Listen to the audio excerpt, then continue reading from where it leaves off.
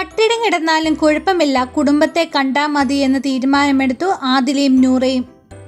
750 point ലഭിക്കുവാനുള്ള ടാസ്കിൽ പങ്കെടുക്കുവാൻ big boss അംഗങ്ങൾ നറുക്കെടുപ്പിലൂടെ തിരഞ്ഞെടുത്തത് ആദിലയും നൂറ എന്നിവരെയാണ്.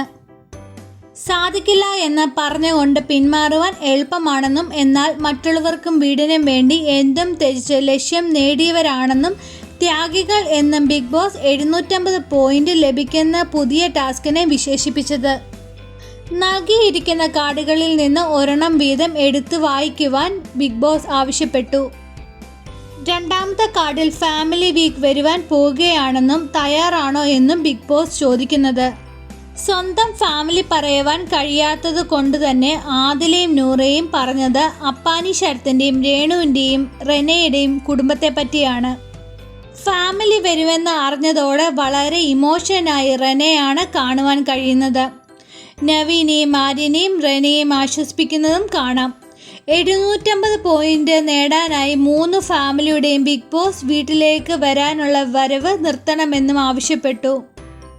ഒരു സൂപ്പ് കഴിച്ചിട്ടാണെങ്കിലും തങ്ങൾ ജീവിക്കുമെന്ന്, അതുകൊണ്ട് തന്നെ 750 പോയിന്റ് അല്ല, ഫാമിലി വരണം എന്നത് തന്നെയാണ് പ്രധാനമെന്ന് ആദിലയും നൂറയും തീരുമാനമെടുത്തത്.